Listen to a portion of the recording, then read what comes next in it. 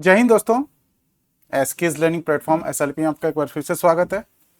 तो आज पार्ट 10 में हम इस सीसीए रूल्स को कंप्लीट करने वाले हैं और इसके अंदर हम बाकी जितने भी बचे हुए रूल हैं रूल 24 से लेकर 35 तक उसकी चर्चा करेंगे।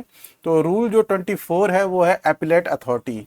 तो यहाँ पे अपीलेट अथॉरिटी कौन होंगे, अपील के अंदर किसके पास जाना है उसके बारे में बताया गया है। रूल 25 है period of limitation of appeal, यानी किस पीरियड के दौरान, किस पीरियड के अंदर जो है ये अपील आप कर सकते हैं, इसके बारे में। Form and content of appeal, appeal किस तरीके से होना चाहिए, किसके नाम पे होना चाहिए, कौन अपील कर सकता है, उसके अंदर क्या क्या चीज़ें रिक्वायरमेंट है वो सारा बताया गया। फिर कंसिडरेशन ऑफ अपील, अपील को किस तरह से कंसिडर किया जाएगा, क्या पावर्स रहेंगी अपीलेट अथॉरिटी की, उसके बारे में 27 में बताया गया है। Rule 28 implementation of order in appeal, तो ऑर्डर अगर पास हो गया अपील का तो उसको कौन इंप्लीमेंट करेगा, इसके बारे में जो है 28 के अंदर बताया गया है। 29 में है रिवीजन, तो रिवीजन कौन कौन अथॉरिटी कर सकती है, किन किन केसेस में कर सकती है और उसके अंदर रिवीजन में क्या क्या हो सकता है उसके बारे में 29 में बताया। फिर 29 ये है जिसके अंदर रिव्यू की पावर है, रिव्यू की पावर किसके पास होती है तो ये बताया गया है, और रिव्यू में क्या क्या स्कोप है, यानी कितना जो है रिव्यू हो सकता है उसके बारे में 29A में बताया गया है। और जो बाकी मिसलेनियस रूल्स बचे हैं वो 30 to 35 में दे रखा है, जो कि छोटे मोटे रूल्स हैं जनरली, जिसके अंदर रेयरली एग्जाम में कुछ आता है, तो एक आधा रूल छोड़कर बाकी सारे जो है वो इतने इंपॉर्टेंट नहीं हैं। तो ये जो है इसके अंदर हम आज चर्चा करने वाले हैं, ये हमारा आज का जो है एजेंडा पॉइंट रहेगा जिसको डिस्कस करना है। तो चलिए स्टार्ट कर लेते हैं हम रूल 24 से। तो रूल 24 है अपीलेट अथॉरिटी, यानी अपीलेट अथॉरिटी होगी कौन उसके बारे में यहाँ पे बताया गया है।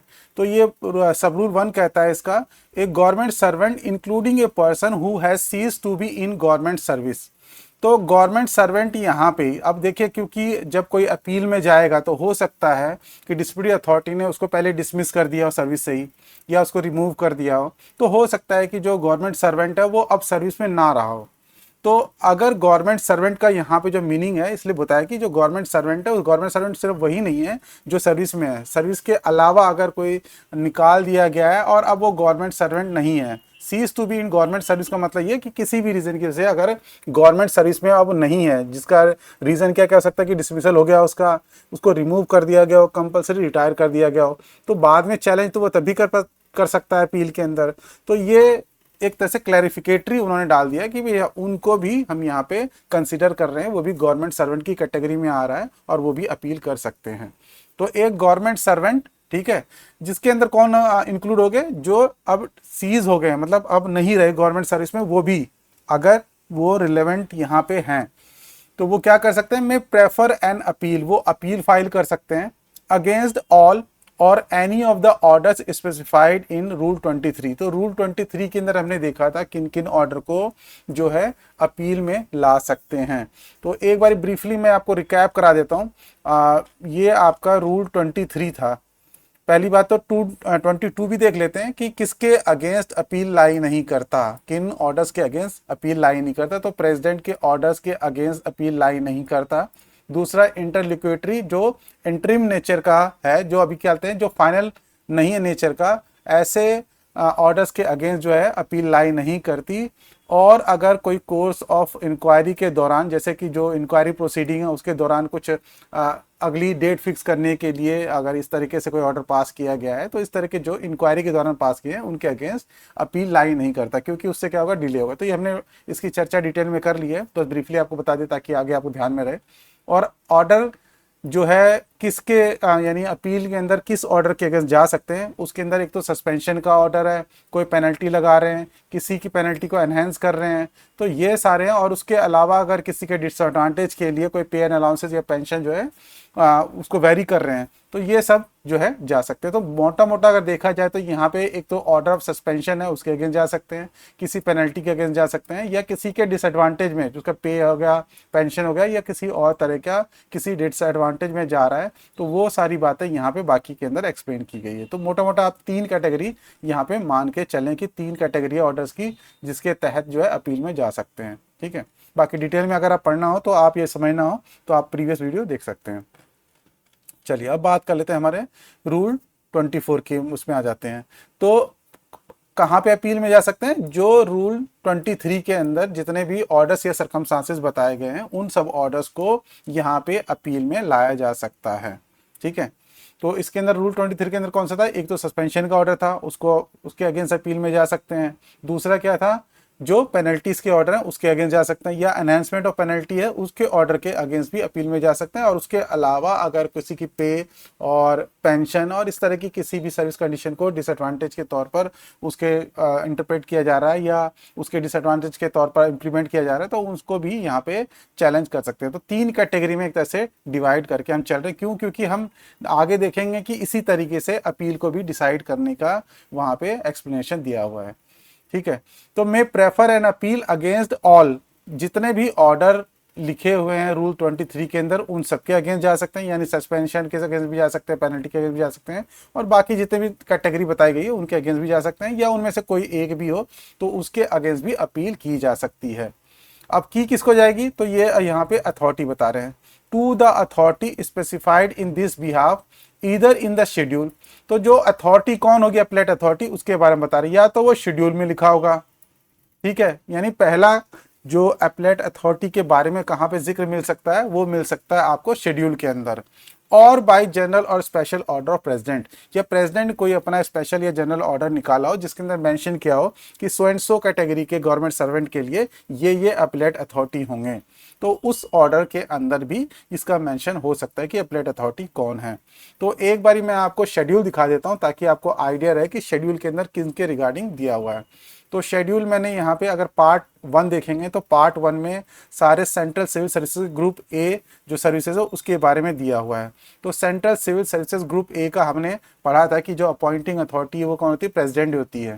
ठीक है, तो जब भी डिसमिसल या रिमूवल होगा तो प्रेसिडेंट से नीचे का यहाँ पे डिसमिसल रिमूवल होगा नहीं इनके लिए। तो यहाँ पे जब डिस्प्यूटी अथॉरिटी ही आपके प्रेसिडेंट है तो अपील में फिर किसके पास जाएंगे, तो अपील में प्रेसिडेंट से ऊपर तो कोई है नहीं, तो इन पर्सन्स के लिए जो है ग्रुप ए वाले जो है उनके लिए अपील जो है पॉसिबल नहीं है। तो वो क्या करते हैं, वो रिव्यू में जाते हैं फिर। ठीक है, तो ये यहाँ पे एक है कि क्योंकि हमने अभी बात कर ली कि और प्रेसिडेंट का जो भी ऑर्डर होता है उसके अगेंस्ट अपील नहीं हो सकती। तो जब ग्रुप ए गवर्नमेंट सर्वेंट है, उनके अपॉइंटिंग अथॉरिटी प्रेसिडेंट है, उनके डिसिप्लिनरी अथॉरिटी फिर अपॉइंटिंग अथॉरिटी होंगे, क्योंकि उसके नीचे जो है कोई डिसमिस, रिमूव या इस तरह की मेजर पेनल्टी नहीं लगा सकता है। तो इसलिए क्योंकि प्रेसिडेंट ने ही कोई पेनल्टी पास की है तो वो अपील में तो उनके अगेंस्ट उन्हीं के पास नहीं जा सकते, क्योंकि प्रिंसिपल क्या है, नो वन कैन बी जज इन इट्स ओन केस। तो कोई भी जो केस उसने खुद डिसाइड किया है उसके अंदर अपना जज नहीं हो सकता। इस वजह से अगर पेनल्टी प्रेसिडेंट ने ही लगाई है, क्योंकि ग्रुप ए के लिए पेनल्टी लगाने वाले डिस्प्यूटी अथॉरिटी प्रेसिडेंट ही है, तो उनके अगेंस्ट प्रेसिडेंट के पास आगे जो है पावर नहीं रहती अपील की। तो वहां पे क्या सिर्फ रिव्यू हो सकता है। रिव्यू जो है हम देखेंगे 29A रूल के अंदर कि रिव्यू किन सर्कमस्टांसेस के अंदर हो सकता है। ठीक है, तो अपील नहीं हो सकती, रिवीजन नहीं हो सकती। बाकी आगे हम रिवीजन जब चर्चा करेंगे तो डिटेल में देखेंगे कि किन केसेस के अंदर प्रेसिडेंट के पास रिवीजन आता है।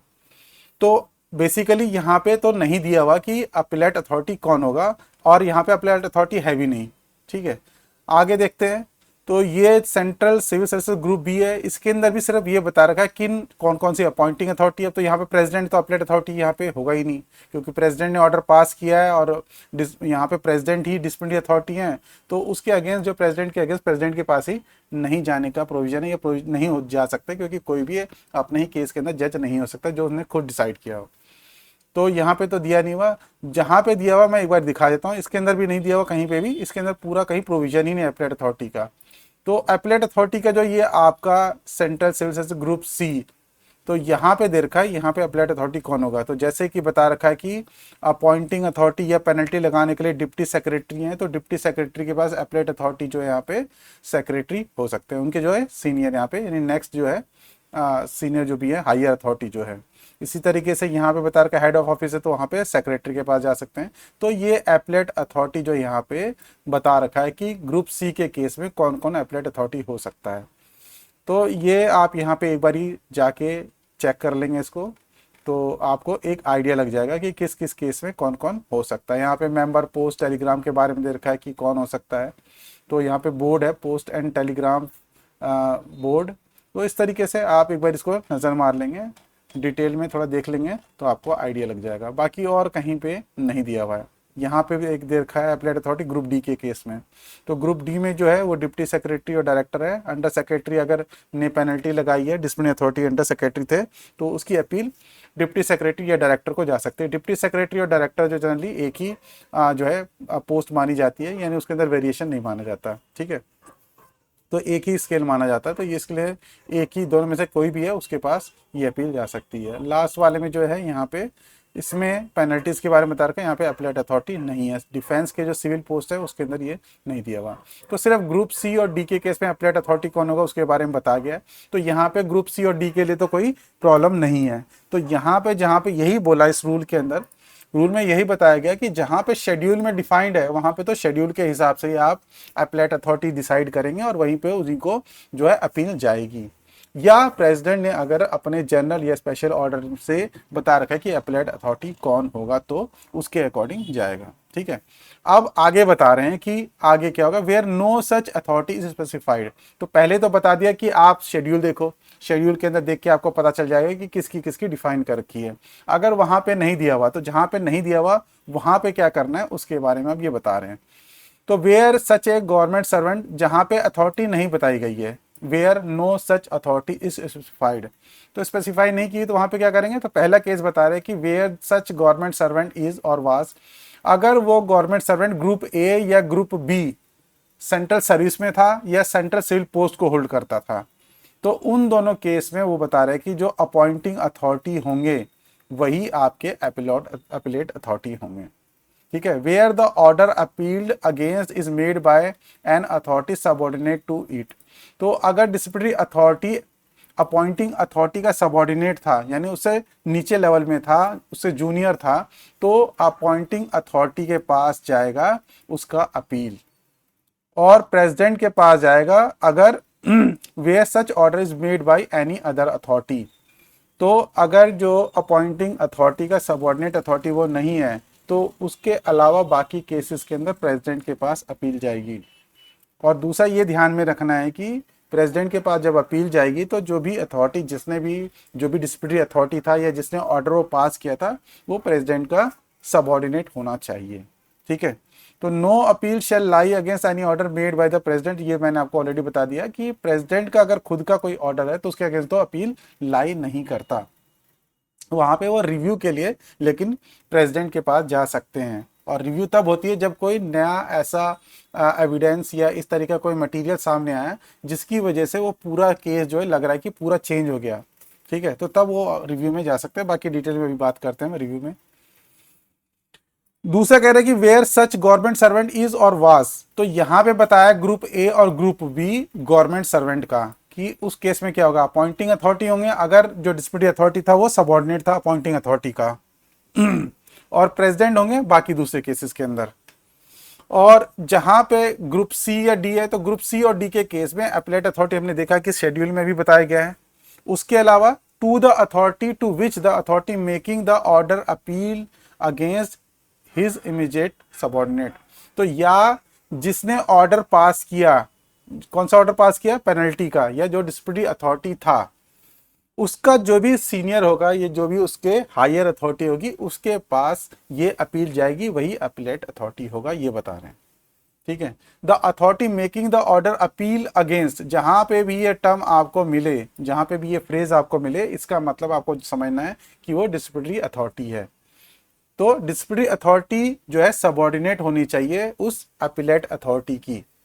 तो डिस्प्यूटरी अथॉरिटी का जो भी सीनियर होगा उसके पास फिर अपील जाएगी ग्रुप सी और ग्रुप डी के केस के अंदर। जैसा कि मैंने अभी दिखाया भी था, यहाँ पे देखेंगे तो जैसे डिप्टी सेक्रेटरी था तो डिप्टी सेक्रेटरी के बाद यहाँ पे तो स्पेसिफाई करके सेक्रेटरी के पास जाएगा, लेकिन अदरवाइज दूसरे केसेस के अंदर जहाँ पे ये डिफाइंड नहीं होता तो डिप्टी सेक्रेटरी के बाद ज्वाइंट सेक्रेटरी के पास जा सकता है, अगर वहाँ पे वो चैनल या पोस्ट अप्लीकेबल है या वहाँ पे एग्जिस्ट करती है।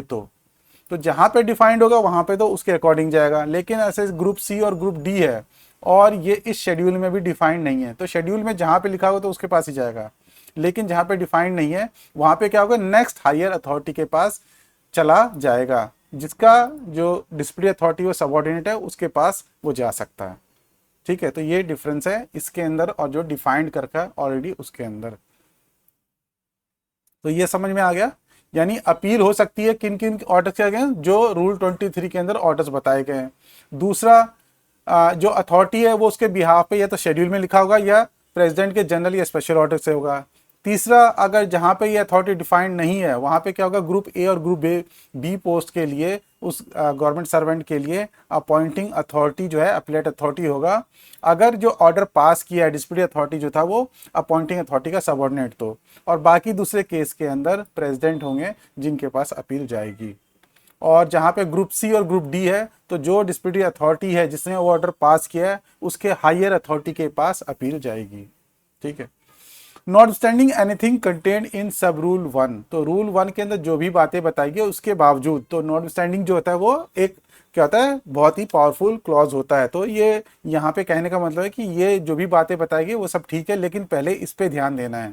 तो वो क्या ध्यान देना है, N appeal against an order in common proceeding. तो जब कॉमन प्रोसीडिंग होती है तो हमने पढ़ा था उसके अंदर कि अगर एक जो गवर्नमेंट सर्वेंट है उसको यानी उसके ऊपर चार्जेस लगाने के लिए या प्रोसीडिंग करने के लिए डिस्ट्रिब्यूटरी अथॉरिटी किसी लेवल की है और जो दूसरा गवर्नमेंट सर्वेंट है उसकी जो डिस्ट्रिब्यूटरी अथॉरिटी वो हायर लेवल की है, तो दोनों में से जो हाईएस्ट होगा वो डिस्ट्रिब्यूटरी अथॉरिटी होगी। तो हमने वहाँ पे पढ़ा था।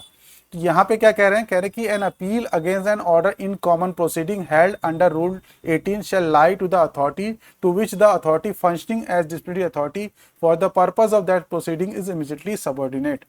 तो यहाँ पे भी वही बताया गया है कि जो डिसिप्लिनरी अथॉरिटी है, ठीक है, वो अपील उसके पास जाएगा जिसका वो डिसिप्लिनरी अथॉरिटी सबऑर्डिनेट है। यानी कहने का दूसरी तरह से मतलब ये हुआ कि डिसिप्लिनरी अथॉरिटी का जो भी हायर अथॉरिटी होगा उसके पास अपील जाएगी। तो ये जो जनरल या बेसिक प्रिंसिपल है यहाँ पे अपीलेट अथॉरिटी के लिए वो हम फॉलो कर रहे हैं कि डिसिप्लिनरी अथॉरिटी कोई भी है उसका इमीडिएटली डिसिप्लिनरी अथॉरिटी या तो सबऑर्डिनेट हो, या कहने का मतलब ये है कि जो भी अपील जिसके पास जा रही है वो क्या है, डिसिप्लिनरी अथॉरिटी का हायर अथॉरिटी होना चाहिए। Provided that where such authority subordinate to the president, जहां पे डिसिप्लिनरी अथॉरिटी क्या होगा, प्रेसिडेंट का सबऑर्डिनेट होगा, तो वहां पे अपील जो है प्रेसिडेंट के पास लाई करेगा।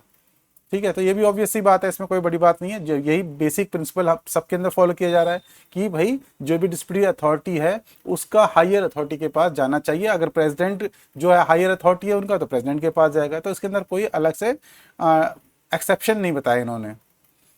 Where the person who made the order appeal against, तो person who made the order appeal against का मतलब यहाँ पे डिसिप्लिनरी अथॉरिटी से है। तो मैंने यहाँ पे लिख दिया ताकि आपको ब्रैकेट में जहाँ पे भी मैं ये ब्लू में लिखता हूँ इसका मतलब कि मैंने अपनी तरफ से इंसर्ट कर दिया है ताकि आपके लिए इजी हो जाए पढ़ना रूल को। ठीक है। तो without changing the nature of the rule, यानी रूल को बिना चेंज किए हुए मैं कोशिश करता हूँ कि उसी के अंदर ये ब्लू में इंसर्ट कर दूँ चीज़ों को थोड़ा, जिससे आपको क्लैरिफिकेटरी मिल जाए, क्लैरिफिकेशन मिल जाए और आप आसानी से रूल को पढ़ सको। तो मेन रूल को पढ़ने से क्या फ़ायदा होता है कि आप उसको ऑफिस में भी और कहीं पर भी इम्प्लीमेंट कर पाओगे। तो इस वजह से मैं यहाँ पे लिख देता हूँ। ओरिजिनल रूल जो है ये ब्लैक या रेड वाला है, ये जो ब्लू है ये मैंने अपनी तरफ से आपको ईजी करने के लिए रूल को इंसर्ट किया है। कहीं पे भी जैसे ये ब्लू है तो ये इसका मतलब यही है कि मैंने इंसर्ट किया है ताकि आपको और बेटर समझ में आ सके रूल क्या कहता है। ठीक है। तो यहाँ पे कह रहे हैं कि where the person who had made the order appeal against, तो जिस पर्सन की वजह से ये ऑर्डर अपील में आया है तो वो कौन है, वो डीए है यानी डिसिप्लिनरी अथॉरिटी है। Becomes by the virtue of his subsequent appointment और अदरवाइज, तो किसी ऐसे डिसिप्लिनरी अथॉरिटी का मान लो सब्सिक्वेंट अपॉइंटमेंट हो गया या प्रमोशन हो गया या कोई और भी दूसरे सर्कमस्टांसेस की वजह से उसका यानी वो हायर अथॉरिटी बन गया, तो क्या बनेगा, वो अपीलेट अथॉरिटी बन जाएगा। तो उस केस में क्या होगा, तो इस केस में कह रहे हैं कि अगर कोई डिसिप्लिनरी अथॉरिटी प्रमोशन के बाद, अपॉइंटमेंट के बाद या किसी दूसरे रीजन की वजह से अपीलेट अथॉरिटी की पोस्ट पे आ जाता है तो फिर किसके पास अपील लाई करेगी, जो उसका नेक्स्ट हायर अथॉरिटी होगा। तो यही यहाँ पे बताया कि appellate authority in respect of such order and appeal against such order shall lie to the authority to which such person is immediately subordinate। तो फिर उसके बाद नेक्स्ट हायर के पास जाया जाएगा। यानी हम अगर डिसिप्लिनरी अथॉरिटी किसी वजह से प्रमोशन के बाद नेक्स्ट हायर अथॉरिटी बन जाता है तो हमें उसके नेक्स्ट हायर अथॉरिटी पे जाना पड़ेगा। इसका क्रक्स ये हुआ। जो थर्ड सब रूल है इसके अंदर ऐसे गवर्नमेंट सर्वेंट जो एसोसिएशन के ऑफिस बियरर हैं या फेडरेशन के या कहीं पे भी इस तरीके से कोई पोस्ट होल्ड करते हैं तो उनको एक थोड़ा एडवांटेज दिया गया है। तो उनको क्यों एडवांटेज दिया गया, क्योंकि कई केसेस में ऐसा उन्होंने बोला कि इस तरीके जो पर्सन गवर्नमेंट सर्वेंट जो किसी एसोसिएशन में कोई पोस्ट होल्ड करते हैं या किसी फेडरेशन यूनियन में होल्ड करते हैं, बोला कि हम क्योंकि गवर्नमेंट सर्वेंट के वेलफेयर के लिए काम करते हैं तो कई लोग हमसे जो है गुस्सा निकालना चाहते हैं या हमसे बदला लेना चाहते हैं, इस वजह से हमारे खिलाफ जो है इस तरीके से इलीगल डिस्प्यूट प्रोसीडिंग भी चलाया जाता है। तो एक वो एडवांटेज देते हुए और वहाँ पे देखते हुए ये जो है सब रूल 3 यहाँ पे बताया गया है। तो एक गवर्नमेंट सर्वेंट में prefer an appeal against an order imposing any of the penalties specified in rule 11 to the president. तो यहाँ पे एक पावर दी गई कि डायरेक्ट प्रेसिडेंट के पास वो अपील कर सकते हैं। Where no such appeal lies to him under sub rule 1 और 2। अगर यहाँ पे ये रूल जो ऊपर यहाँ पे रूल बताए गए हैं इसके अंदर गवर्नमेंट सर्वेंट क्या है, उसकी डायरेक्ट अपील प्रेसिडेंट के पास नहीं हो रही, उन केसेस के अंदर वो क्या कर सकता है, वो डायरेक्ट प्रेसिडेंट के पास जा सकता है। देखिए अगर ऑर्डिनरी केसेस में एक गवर्नमेंट सर्वेंट है और वो ऑफिस बियरर है और उसकी अपील वैसे ही प्रेसिडेंट के पास जा रही है, तो वो फिर दोबारा से ये इसका सब रूल 3 का कोई एडवांटेज नहीं रह जाता। क्यों नहीं रह जाता, क्योंकि ऑलरेडी प्रेसिडेंट के पास वो अपील जा रही है, प्रेसिडेंट उसको कंसिडर कर रहे हैं, तो फिर 3 में जाने की जरूरत नहीं है। लेकिन अगर उनकी अपील मान लो सेक्रेटरी के पास जा रही है और वो चाहते हैं कि प्रेसिडेंट ही डील करें इसको, ठीक है, तो उस केस में क्या होगा, ये 3 का एडवांटेज ऐसे गवर्नमेंट सर्वेंट को मिल सकता है। तो एक गवर्नमेंट सर्वेंट जो कोई ऑफिस बियरर है वो अपनी जो अपील है वो डायरेक्ट प्रेसिडेंट के पास भेज सकते हैं अगर उनकी अपील जो है ऑर्डिनरी केसेस के अंदर प्रेसिडेंट को लाई नहीं करती है, और if such penalties impose by any authority other than the president. तो प्रेसिडेंट के अलावा, क्योंकि प्रेसिडेंट की किसी पेनल्टी के अगेंस्ट अपील नहीं होता, तो ये तो फिर जो है ऑब्वियस सी बात होगी, तो इसलिए उन्होंने ये क्लियर कर दिया कि प्रेसिडेंट अगर पेनल्टी नहीं लगाई है और ऑर्डिनरी केसेस के अंदर जो अपील है ऐसे गवर्नमेंट सर्वेंट की प्रेसिडेंट के पास नहीं जाती है, तो उस केसेस में वो प्रेसिडेंट को डायरेक्टली अपील कर सकते हैं on such government servant in respect of his activities. तो लेकिन वो एक रेस्ट्रिक्शन है यहाँ पे, ऐसा नहीं है कि हर एक एक्टिविटी के लिए, तो सिर्फ उन कामों के लिए जिनकी वजह से ये, जैसे कि in respect of his activities connected with his work as office bearer of association, federation, union participating in joint consultation and compulsory arbitration scheme। तो इस तरह के यूनियन या काम में वो इन्वॉल्व हैं और इस तरह के काम की वजह से उनके ऊपर कोई डिस्प्यूटेड प्रोसीडिंग चली और उसके अंदर उनके ऊपर कोई पेनल्टी लगाई गई, तो सिर्फ उसी केस के अंदर वो अपील जो है डायरेक्ट प्रेसिडेंट के पास हो सकती है। ठीक है, तो ये एक थोड़ा एडवांटेज जो है ऑर्डिनरी केसेस से यहाँ पे जो ऑफिस बियरर हैं एसोसिएशन के और वो पार्टिसिपेट किया उन्होंने joint consultation compulsory arbitration scheme के अंदर, तो इसके रिगार्डिंग दिया गया है। ठीक है, बाकी उनके अंदर ऑर्डिनरी जो अपील का प्रोसेस है वही चलेगा, वहाँ पे वो प्रेसिडेंट के पास नहीं जा पाएंगे अगर उनका जो एक्टिविटी है या बिहेवियर है जिसकी वजह से उनके ऊपर पेनल्टी लगाई जा रही है वो ऑर्डिनरी कोर्स का है। ऑर्डिनरी केस का मतलब इन सब एक्टिविटीज से रिलेटेड नहीं है। अगर उसने कोई किसी दूसरा मिसकंडक्ट है, जैसे मान लो अपने सीनियर से बदतमीजी की, तो उस केस में ये गवर्नमेंट सर्वेंट अगर ऑफिस बियरर भी है तो वो नहीं जा सकता, क्योंकि उसकी एक्टिविटी जो है ऑफिस बियरर के तौर पर उसके पास पेनल्टी नहीं लगाई जा रही है। ठीक है, तो ये डिस्टिंग्विश करना बहुत ज़रूरी है। तो ये आपका यहाँ पे रूल 24 था जिसके अंदर बताया कि अपील के अंदर किसके पास जाना है। रूल 25 देख लेते हैं। रूल 25 बताता है लिमिटेशन पीरियड के ऊपर। तो लिमिटेशन पीरियड क्या होता है, यानी किस पीरियड के दौरान जो है आप अपील कर सकते हैं, ये लिमिटेशन पीरियड होता है। No appeal preferred under this part shall be entertained unless such appeal is preferred within a period of 45 days. तो जो पीरियड ऑफ लिमिटेशन है आपका क्या है, वो 45 डेज है। तो जब ऑर्डर पास किया गया, डेट ऑफ ऑर्डर से जब आपको डिलीवर कर दिया गया, उससे 45 दिन के अंदर आपको अपील करनी होती है।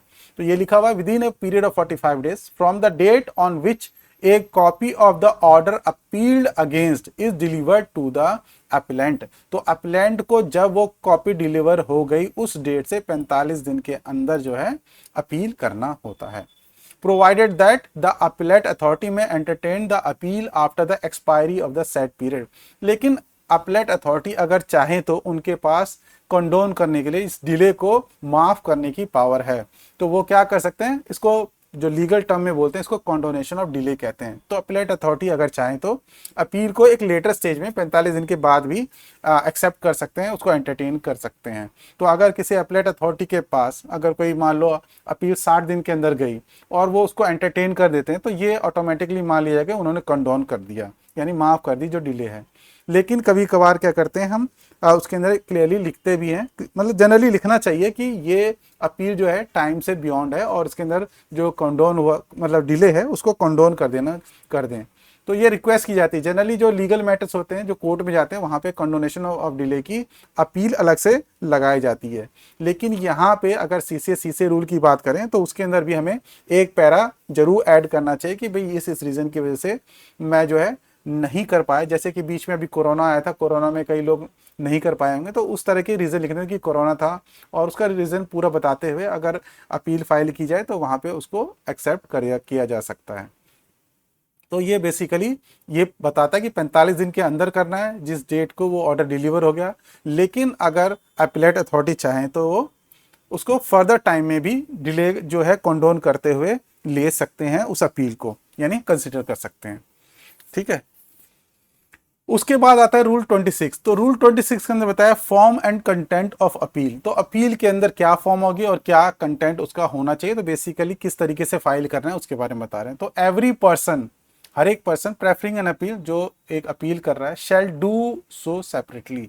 तो उसको सेपरेटली करना है, यानी जैसे हमने कंबाइंड प्रोसीडिंग की भी बात की थी, अगर दो गवर्नमेंट सर्वेंट जो है एक ही प्रोसीडिंग के अंदर किए गए लेकिन वो जब अपील करेंगे तो सेपरेटली वो प्रोसीडिंग में जाएंगे, अपील में जाएंगे। सॉरी मतलब जो कॉमन प्रोसीडिंग थी उसके बावजूद भी वो सेपरेटली दोनों अपील में करेंगे, ये कहने का मतलब था।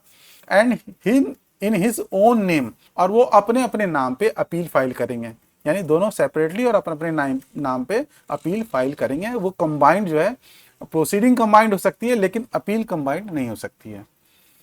सब रूल सेकंड कहता है the appeal shall be presented to the authority to whom the appeal lies. तो किसके पास अपील लाई करता है, अपीलेट अथॉरिटी कौन होगा, इसके बारे में हम बात कर चुके हैं। तो यहाँ पे अपील किसके पास जाएगी, अपीलेट अथॉरिटी के पास जाएगी। एक copy being forwarded by the appellant to the authority which made the order appeal against. तो authority which made the order appeal against, मैंने ये आपको बता दिया कि इसका जब भी आपको मीनिंग नहीं समझ में आए तो ये समझ लेना कि ये डिसिप्लिनरी अथॉरिटी होगा। तो इसका मैंने शॉर्ट में एब्रीविएशन एक तरह से ये समझ लो कि वो अथॉरिटी जिसने इस ऑर्डर को अपील में लाया है। तो ये कहने का तरीका है, लेकिन इसका मतलब वही है कि डिसिप्लिनरी अथॉरिटी जिसने ऑर्डर पास किया है। तो एक कॉपी उस अपील की किसके पास जाएगी, वो कॉपी एक ऐसी वो डिसिप्लिनरी अथॉरिटी के पास भी जाएगी। यानी कहने का मतलब ये है कि अपील तो अपीलेट अथॉरिटी के पास आप अपील फाइल करेंगे, लेकिन उसकी कॉपी किसके पास जाएगी, उस डिसिप्लिनरी अथॉरिटी के पास भी जाएगी। क्योंकि उसके पास क्यों जाएगी, क्योंकि उसके अंदर आपके ग्राउंड्स लिखे होंगे अपील के अंदर। आप बताओगे कि भी अपीलेट अथॉरिटी को आप जब लिख रहे हो तो उसमें बताओगे इन इन ग्राउंड्स की वजह से मैं अपील कर रहा हूँ। तो वो अपील की कॉपी जो है डिसिप्लिनरी अथॉरिटी के पास गया तो डिसिप्लिनरी अथॉरिटी के पास मौका होगा उनके बारे में अपना स्टेटमेंट देने के लिए, अपना पक्ष रखने के लिए। ठीक है, तो इसलिए उसको भी एक कॉपी अपील की भेजी जाती है। इट शैल कंटेन, तो वो जो कॉपी फॉरवर्ड होगी या अपील होगा उसके अंदर क्या क्या होना चाहिए, ऑल द मटेरियल स्टेटमेंट्स, सारे मटेरियल स्टेटमेंट। मटेरियल का मतलब क्या होता है, जो भी रिलेवेंट है, जो भी केस से रिलेवेंट है वो सारे स्टेटमेंट्स होने चाहिए। Argument on which the appellate rely, तो ऐसे आर्गुमेंट जिनके ऊपर वो अपीलेंट रिलाई कर रहा है वो होना चाहिए। शैल नॉट कंटेन, तो अपील के अंदर क्या नहीं होना चाहिए, एनी डिसरिस्पेक्टफुल और इम्प्रॉपर लैंग्वेज, कोई इम्प्रॉपर लैंग्वेज और किसी तरह की डिसरिस्पेक्टफुल बात नहीं लिखी होनी चाहिए। And shall be complete in itself, और अपने आप में कंप्लीट होना चाहिए। तो इसका मतलब ये है कि अगर आप अपने अपील के अंदर किसी चीज को कोट कर रहे हो कि भाई इस ऑर्डर के अंदर ये बोला गया या ये ऑर्डर पास किया गया, तो वो ऑर्डर की कॉपी लगी होनी चाहिए। आप जो भी मैटर कोट करेंगे उसकी एक रिलेवेंट कॉपी या उसकी जरूर एक्सट्रैक्ट के तौर पर एनक्लोजर लगाना आपके लिए जरूरी होगा। तो कंप्लीट इन इटसेल्फ का मतलब कि ये नहीं कि अपीलेट अथॉरिटी को ढूंढना पड़ रहा है कहीं से, वो जो भी आप अपील फाइल कर रहे हो उसके अंदर सबकी कॉपी, एनक्लोजर, एनेक्स्चर, जितनी भी चीजें हैं सबकी जो है कॉपी लगी होनी चाहिए। तो कंप्लीट इन इटसेल्फ का ये मतलब है।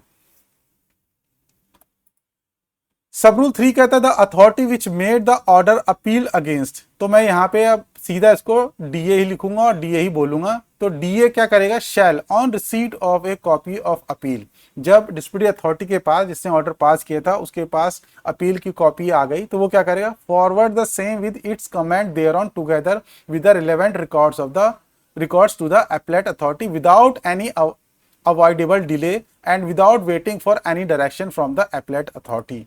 तो जैसे ही जब अपील फाइल की गई तो जो चार्ज ऑफिसर था या गवर्नमेंट सर्वेंट था जिसके ऊपर ये ऑर्डर पास किया गया, तो उसने क्या किया, एक कॉपी तो डिस्प्यूटिंग अथॉरिटी को भेज ही दिया था।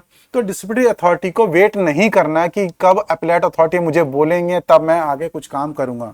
तो उसका काम तभी स्टार्ट हो जाता है जब गवर्नमेंट सर्वेंट ने उसको एक कॉपी फॉरवर्ड कर दी अपील की।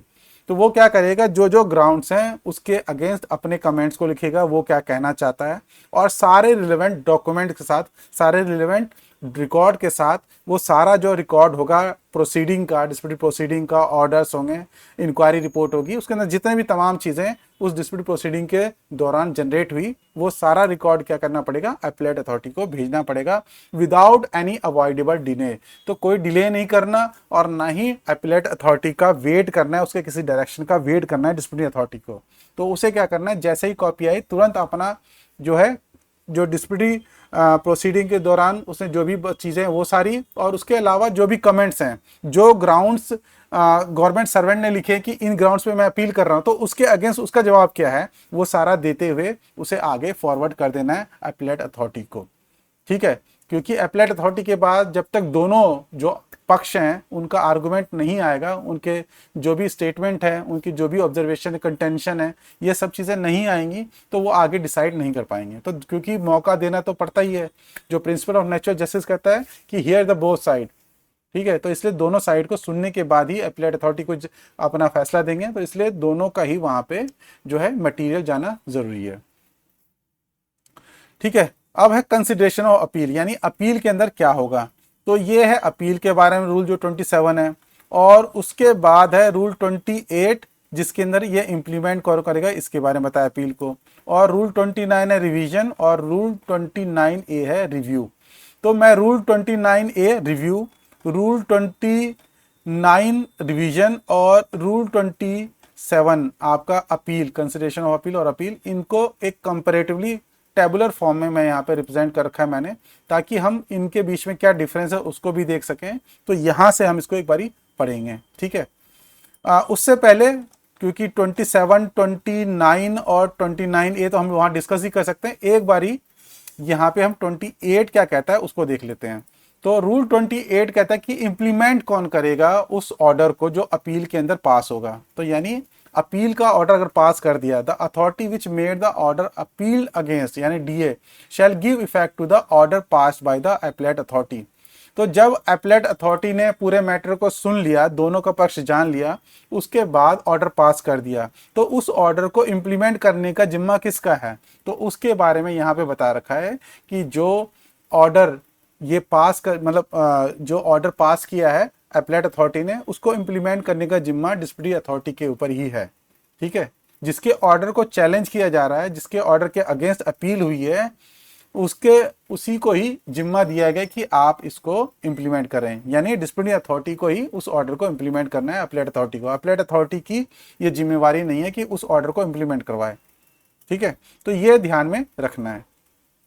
ठीक है, अब हम बात कर लेते हैं अपने रूल 27, 29 और 29A की एक साथ। ठीक है, क्योंकि उसको कंपैरेटिवली एक साइड बाय साइड पढ़ेंगे तो हमें क्लियरली समझ में आ जाएगा। फिर उसके बाद बचेगा हमारा मिसलेनियस पार्ट। तो चलिए यहाँ पे देख लेते हैं पहले ये इंपॉर्टेंट तीनों जो है हमारे, ये बहुत ही इंपॉर्टेंट रूल्स हैं, अपील, रिवीजन और रिव्यू। तो ये मैंने एक कंपैरेटिवली व्यू के लिए कर दिया यहाँ पे कि आप साइड बाय साइड देख सकें। देखिए, जो अपील था, अपील के लिए अथॉरिटीज कौन कौन थी वो ऑलरेडी रूल 24 के अंदर बता दिया था। ये रूल 24 मैंने अभी डिस्कस किया था, ये रूल 24 जिसके अंदर बताया कि या तो हम शेड्यूल में जाएंगे या हम ये, तो इसके अंदर बात कर ली थी कि अपीलेट अथॉरिटी कौन होगा। ठीक है, तो ये सब बातें हम दोबारा से नहीं करेंगे। तीनों का अगर हम स्ट्रक्चर देखें तो यहाँ पे जो रूल 24 था उसके अंदर बता दिया कि अपीलेट अथॉरिटी कौन होगा, लेकिन रिवीजन के अंदर कौन कौन सी रिवीजनल अथॉरिटी होगी वो यहाँ पे बता रखा है। और रिव्यू कौन कर सकता है, तो रिव्यू के बारे में भी यहाँ पे बता रखा है कौन सी अथॉरिटी जो है रिव्यू कर सकती है। तो अपीलेट अथॉरिटी कौन कौन होगी वो ऑलरेडी डिस्कस कर चुके हैं। रिविजनल अथॉरिटी कौन कौन होगी, वो प्रेसिडेंट हो सकते हैं, कंट्रोलर एंड ऑडिटर जनरल हो सकते हैं, member person and postal services board हो सकता है। तो ये इस तरीके से यहाँ पे ये बता दिया है। तो यहाँ पे अथॉरिटी पहले हो गई, यहाँ पे अथॉरिटी बताई गई, और यहाँ पे सिर्फ प्रेसिडेंट ही तो रिव्यू कर सकते हैं। प्रेसिडेंट के पास ही सिर्फ रिव्यू करने की पावर है। ठीक है, उसके बाद केसेस बताए गए हैं कि कहाँ पे अपील होगा, कैसे कैसे होगा, ये बताया गया। तो एक एक करके मैं इन तीनों रूल को बताऊंगा, और उसके बाद इन तीनों में अहम डिफरेंस की बात करेंगे कि डिफरेंस क्या क्या है तीनों रूल में, कितना कितना डिफरेंस है। ठीक है, तो चलिए पहले अपील को देख लेते हैं। तो सबसे पार्ट जो सब रूल 1 है, इसके अंदर क्या बता रहे हैं, अपील अगेंस्ट सस्पेंशन। तो ये जो सब रूल 1 है ना, इसके अंदर हमने देखा था अभी कि रूल 23 के अंदर ऑर्डर कौन कौन से पास किए जाते हैं जिसके अगेंस्ट अपील में जा सकते हैं। तो उसमें एक सस्पेंशन था, फिर पेनल्टी था, और बाकी जो ऑर्डर्स थे उसके अलावा जैसे पे और पेंशन, इनके अंदर अगर डिसएडवांटेज के लिए, तो इस तरह की बातें बाकी ऑर्डर्स की थी।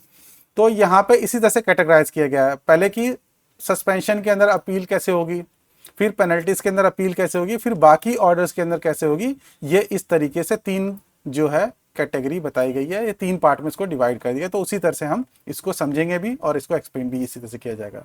तो सब रूल 1 कहता है इन the case of appeal against an order of suspension. तो सस्पेंशन ऑर्डर के अगेंस्ट अगर आप अपील में जा रहे हैं तो अपीलेट अथॉरिटी क्या करेगा, the appellate authority shall consider. तो उसे क्या कंसीडर करना है अपीलेट अथॉरिटी को, whether in light of the provision of rule 10। Rule 10 के अंदर आपका सस्पेंशन के बारे में बताया गया है। तो रूल 10 सस्पेंशन का जो है उसको देखते हुए, and having regard to the circumstances of the case, और केस के सर्कमस्टांसेस, फैक्ट एंड सर्कमस्टांसेस को देखते हुए उसे क्या डिसाइड करना है, the order of suspension is justified or not. उन्हें डिसाइड करना है कि जो ऑर्डर ऑफ सस्पेंशन है वो जस्टिफाइड है या नहीं है, एंड कंफर्म और रिवोक द ऑर्डर अकॉर्डिंगली। और उसके बाद अगर जस्टिफाइड है तो कंफर्म कर देंगे, अगर जस्टिफाइड नहीं तो उसको रिवोक कर देंगे। तो यहाँ पे अगर ये डिसाइड करना है कि ऑर्डर ऑफ सस्पेंशन जस्टिफाइड है या नहीं है, तो इसके लिए क्या करना पड़ेगा उन्हें, तो उन्हें लिखना पड़ेगा कि भाई इन इन सर्कमस्टांसेस की वजह से, इन इन प्रोविजंस की वजह से, जो रूल के अंदर 10 के अंदर कोट किया गया है, इसकी वजह से और बाकी सारे सर्कमस्टांस को देखते हुए मैं इस कंक्लूजन पे पहुंचता हूं कि ये जस्टिफाइड है, या मैं इस कंक्लूजन पे पहुंचता हूं कि ये नहीं जस्टिफाइड है। तो प्रॉपर एप्लीकेशन ऑफ माइंड होना चाहिए अपीलेट अथॉरिटी का जब भी वो ऑर्डर पास करेंगे। ठीक है, तो अपीलेट अथॉरिटी का यानी जब भी ऑर्डर पास करते हैं, चाहे वो एग्री कर रहे हैं डिसिप्लिनरी अथॉरिटी से या उससे डिसएग्री कर रहे हैं, तो उन्हें रीजन लिखना बहुत जरूरी है, क्योंकि उसी से पता चलेगा कि उन्होंने अप्लाई किया है। अगर अपीलेट अथॉरिटी, अपील में कोई पर्सन गया, गवर्नमेंट सर्वेंट गया, अपील में गया, वहां पे अपीलेट अथॉरिटी ने अपना माइंड अप्लाई नहीं किया और सिर्फ कर्सरी या ऊपर ऊपर से ऑर्डर कोई पास कर दिया और पूरी तरह से उसको एग्जामिन नहीं किया, तो उसमें क्या होगा, जो गवर्नमेंट सर्वेंट है उसके राइट्स का वायलेशन हो जाएगा, और वो एक तरह से उसके जो प्रिंसिपल ऑफ नेचुरल जस्टिस है उसका भी वायलेशन हो जाएगा। तो इसलिए अपीलेट अथॉरिटी को ये ध्यान में रखना है कि जो भी ऑर्डर वो पास कर रहे हैं, प्रॉपर हर केस के सारे के सर्कमस्टांसेस को देखते हुए और सारी जो मटेरियल है उनके सामने उसको देखते हुए मेरिट पे पास करें और एविडेंस को देखते हुए पास करें, जैसे कि आगे भी बता रखा है। ठीक है, तो इसलिए बहुत ज़रूरी है कि वो माइंड का एप्लीकेशन हो अपीलेट अथॉरिटी का, और जो भी वो रीज़न दे, चाहे वो एग्री कर रहे हैं या डिसएग्री कर रहे हैं, उसके अंदर अपना कुछ रीज़न दे के ही उसको जस्टिफाई करें अपने स्टैंड को। ठीक है, तो सस्पेंशन के केस में यानी सर्कमस्टांसेस को देखते हुए, प्रोविजन को देखते हुए उन्हें देखना है कि जो ऑर्डर ऑफ सस्पेंशन जस्टिफाइड है या नहीं है, और जस्टिफाइड है या नहीं है उसके बाद कंफर्म करना है या रिवोक करना है। अब सेकंड जो कैटेगरी ऑफ ऑर्डर हो सकता है जिसके अगेंस्ट हम अपील में जा सकते हैं या गवर्नमेंट सर्वेंट अपील में जा सकता है, वो है पेनल्टीज का। तो पेनल्टीज 2 कैटेगरीज पेनल्टी होती है, एक मेजर पेनल्टी होती है, एक माइनर पेनल्टी होती है। तो दोनों ही केस के अंदर क्या करना है इसके बारे में यहाँ पे नीचे बताया गया है। तो in case of appeal against an order imposing any of the penalty specified in rule 11 और enhancing any penalty impose under the said rules. तो या तो किसी पेनल्टी को लगाया जा गया है उसके अगेंस्ट अपील में आए, या कोई एनहेंस कर रहा था पेनल्टी को ऑर्डर और उसके अगेंस्ट हम अपील में आए। यानी 2 तरीके से हो सकता है अपील। हम कैसे आ सकते हैं कि डिसिप्लिनरी अथॉरिटी ने क्या किया हो, उसके अंदर पेनल्टी लगाई हो, किसी पेनल्टी लगाई हो हमें कोई मेजर या माइनर, या कोई मेजर या माइनर पेनल्टी हो उसको एनहेंस किया हो, बढ़ा दिया हो। तो दोनों ही केस के अंदर क्या है, यहाँ पे अपील हो सकती है। तो अपेलेट अथॉरिटी शैल कंसीडर, वो क्या कंसीडर करेंगे, whether the procedure laid down in these rules have been complied with, क्या प्रोसीजर फॉलो किया गया है नहीं किया गया। तो प्रोसीजर फॉलो किया गया है नहीं किया गया मतलब इंक्वायरी ऑफिसर ने प्रॉपर तरीके से प्रोसीजर फॉलो किया नहीं किया, सारे जो भी मौके थे उसको रिप्रेजेंटेशन के वो मौके दिए नहीं दिए, पर्सनली हर्ट करने का मौका था वो भी दिया है दिया नहीं दिया है। तो ये सारे जितने भी लेड प्रोसीजर हैं उन सबको कंप्लाई किया गया है नहीं किया गया, सबने, मतलब डिसिप्लिनरी अथॉरिटी ने किया हो, किया या नहीं किया, या इंक्वायरिंग अथॉरिटी ने किया नहीं किया, जो प्रेजेंटिंग ऑफिसर था उसने भी क्या किया। तो सारी चीज़ों को, यानी एपेलेट अथॉरिटी का एक तरीके से यहाँ पे रोल ये होता है कि जो भी डिसिप्लिनरी अथॉरिटी ने किया उसको पूरी तरीके से उसको बारीकी से देखे, और कोई अगर प्रोसीजरल लैप्स है तो फिर वो वापस भेज सकता है उस प्रोसीजरल लैप्स से या उस स्टेज से आगे दोबारा से प्रोसीडिंग करने के लिए, या जो भी उसको फिट लगता है उसके अकॉर्डिंग वहां पे डायरेक्शन दे सकता है। एंड इफ नॉट, अगर प्रोसीजर फॉलो नहीं किया गया तो क्या करना है, whether such non compliance has related in the violation of any provision of the constitution of India or the failure of justice. तो अगर ये प्रोसीजर लैप्स है तो क्या उस प्रोसीजर लैब से उस गवर्नमेंट सर्वेंट का कोई कॉन्स्टिट्यूशनल राइट वायलेट हो रहा है, या जो भी जस्टिस का प्रिंसिपल है वो कोई वायलेट हो रहा है। तो ये हमें देखना पड़ेगा। अगर उस जो भी लैब्स है उससे कोई फर्क नहीं पड़ रहा तो उस केस में तो आगे बढ़ सकते हैं, या अपीलेट अथॉरिटी वहां पे बोल सकता है कि कोई बात नहीं। लेकिन जहां पे कोई वायलेशन की वजह से, किसी प्रोसीजर लैब्स की वजह से वो लैब्स जो है गवर्नमेंट सर्वेंट के अगेंस्ट जा रहा है और उसका जो पोजीशन है वो कहीं डिसएडवांटेज पे है, तो इस केस में तो फिर दोबारा से, यानी जिस स्टेज पे लैप्स हुआ वहां से रेमिट किया जा सकता है केस को, कि वहां से दोबारा से प्रोसीडिंग आगे बढ़ाई जाए। जैसे कि आगे लिखा हुआ है उसको भी देख लेंगे। Whether the finding of the disciplinary authority are warranted by the evidence on record। दूसरी बात कि डिसिप्लिनरी अथॉरिटी ने जो भी ऑर्डर पास किया क्या वो एविडेंस बेस्ड था, यानी एविडेंस को देखते हुए, जो रिकॉर्ड पे एविडेंस है उसको देखते हुए फाइंडिंग लाई गई है। तो लास्ट में आपको पता होगा जब इंक्वायरी रिपोर्ट आ जाती है, बाकी एडवाइस भी आ जाती है यूपीसी की, सारी चीज़ें होने के बाद फाइंडिंग्स जो है डिसिप्लिनरी अथॉरिटी देता है। तो वो फाइंडिंग्स देखना है कि क्या एविडेंस बेस्ड है कि नहीं है। तो एविडेंस बेस्ड का मतलब यानी जो रिकॉर्ड पे एविडेंस है, तो ये फाइंडिंग्स क्या करेक्ट है डिसिप्लिनरी अथॉरिटी की, ये भी चेक करना अपीलेट अथॉरिटी का काम है। वेदर द पेनल्टी और enhance penalty impose is adequate, इनएडिक्वेट और सीवियर। तो जो भी पेनल्टी लगाई गई है या एनहेंस पेनल्टी है, क्या वो एडिक्वेट है, क्या इनएडिक्वेट है, या सीवियर है, यानी प्रॉपर है कि नहीं है। जितनी यानी फाइंडिंग्स है या जितना पेनल्टी लगाया गया, क्या वो जितने भी सरकमस्टांसेस हैं और केस के फैक्ट्स हैं और जो भी एविडेंस है उसके अकॉर्डिंग एडिक्वेट लग रहा है नहीं लग रहा है, या वो कम है या ज़्यादा है, या सीवियर है बहुत ज़्यादा। तो ये भी डिसीजन उसको बनाना है। तो कहने का मतलब जब ये इस तरीके से ये सारी बातें लिखी गई है तो जो अपीलेट अथॉरिटी है उसको इस सब के रिगार्डिंग अपना ऑब्जर्वेशन या अपनी फाइंडिंग्स देनी होगी। तो यानी इस तरीके से लिखना पड़ेगा कि जब अपीलेट अथॉरिटी अपना ऑर्डर पास करता है तो उसको लिखना पड़ेगा भी ये सब चीज़ें प्रोसीजर उन्होंने फॉलो किया है, प्रोसीजर को फॉलो करते हुए सारे प्रोविजन जो है यानी फॉलो किए गए हैं, तो मेरी फाइंडिंग ये है कि ये फॉलो हुए हैं। तो ये पूरा एक एक पॉइंट को अपीलेट अथॉरिटी को अपने ऑर्डर में लिखना पड़ेगा।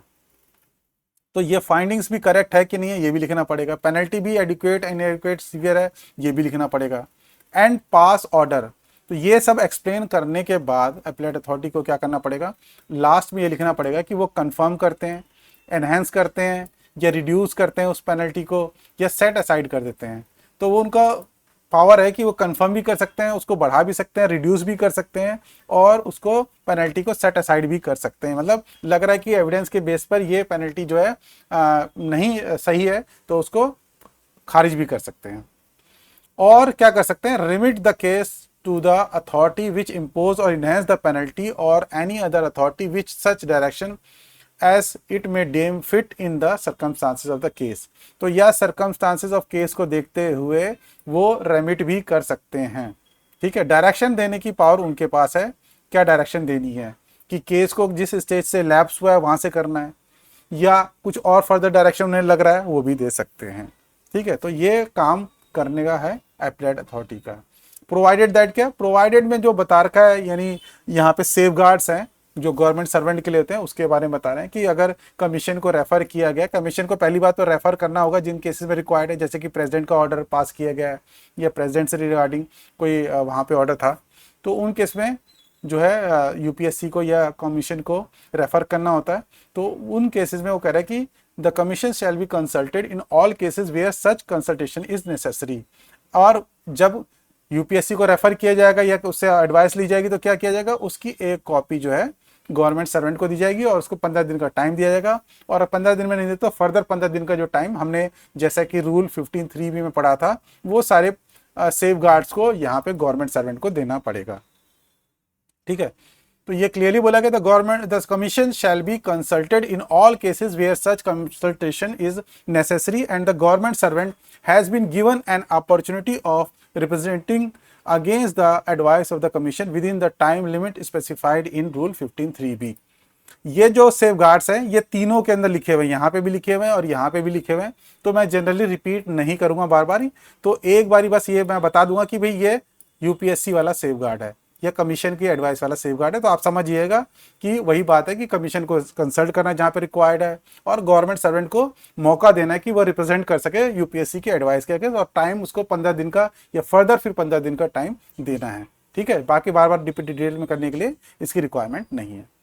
तो if the such enhance penalty which the appellate authority proposes to impose, अगर appellate authority enhance penalty impose करना चाहते हैं तो उनको ये भी ध्यान में देना है, अगर वो मेजर पेनल्टी है तो क्या रूल 14 के अंदर इंक्वायरी हुई थी, अगर इंक्वायरी नहीं हुई थी तो इंक्वायरी भी करवाना है, कंडक्ट करवाना है, ये बोला गया है। तो if such enhance penalty which the appellate authority proposes to impose is one of the penalties specified in clause 5 to 9 of rule 11, यानी मेजर पेनल्टी, तो अगर जो पेनल्टी इंपोज करना चाहते हैं वो एनहेंस पेनल्टी वो मेजर पेनल्टी है and inquiry under rule 14 has not already been held in the case, तो अगर इंक्वायरी नहीं हुई रूल 14 के अंदर, मेजर पेनल्टी वाली इंक्वायरी नहीं हुई है, तो अपीलेट अथॉरिटी का काम ये है कि वो इंक्वायरी भी कंडक्ट करवाए या खुद कंडक्ट करे। The appellate authority shall subject to the provision of rule 19, rule 19 क्या था, स्पेशल केसेस जहां पे इंक्वायरी को डिस्पोज ऑफ किया जा सकता है या इंक्वायरी को डिस्पेंस किया जा सकता है, यानी छोड़ा जा सकता है। तो रूल 19 के अंदर अगर वो इंक्वायरी नहीं हो सकती है तो उसकी बात अलग है, अदरवाइज बाकी सारे केसेस के अंदर अपीलेट अथॉरिटी या तो खुद इंक्वायरी करेंगे, itself hold such inquiry or direct such inquiry be held in accordance with the provision of rule 14 and thereafter on consideration of the proceeding of such inquiry and make such order as it may deem fit। तो जहां पे enhance penalty लगा रहे हैं और enhance penalty major penalty है तो inquiry करना रिक्वायर्ड है, तो या तो वो खुद इंक्वायरी करेंगे या इंक्वायरी करने के लिए बोलेंगे और उस इंक्वायरी की फाइंडिंग्स को देखते हुए उसके बाद जो है ऑर्डर पास करेंगे। तो इसका मतलब यानी कोई भी डिस्प्यूटरी अथॉरिटी अगर कोई गलती करता है और उस गलती जो है अपीलेट अथॉरिटी के पास आती है, यानी उसके व्यू में आ गया कि भाई ये गलती हुई है, तो वो उस गलती को रेक्टिफाई कर सकते हैं और खुद वो वहाँ पे प्रोसीडिंग करवा सकते हैं। ठीक है, इंक्वायरी करवा सकते हैं और वहाँ पे इंक्वायरी के बाद अपना फाइंडिंग्स के अकॉर्डिंग वहाँ पे पेनल्टी पास कर सकते हैं। और अगर एनहेंस पेनल्टी जो है उसके अंदर इंक्वायरी ऑलरेडी हो चुकी है, तो यहाँ पे लिखा है कि and inquiry under rule 14 has been held in the case, तो उस केस में the appellate authority shall make such order as it may deem fit after appellant has been given reasonable opportunity of making a representation against the proposed penalty। क्योंकि ये जो enhanced penalty है, ये penalty नहीं enhanced penalty है, अब क्योंकि already inquiry हो चुकी है, अब उसके ऊपर हम क्या enhanced penalty लगा रहे हैं, तो एक मौका देना है। तो जो गवर्नमेंट सर्वेंट है या appellant है उसको एक मौका देना है कि भाई आप अगर इस एनहेंस पेनल्टी के लिए अगर कुछ बोलना चाहते हो, कोई आपका रिप्रेजेंटेशन है तो आप दे दो। तो फिर रिप्रेजेंटेशन देने के बाद उसको कंसिडर करने के बाद जो है ये एनहेंस पेनल्टी लगाई जा सकती है। ठीक है,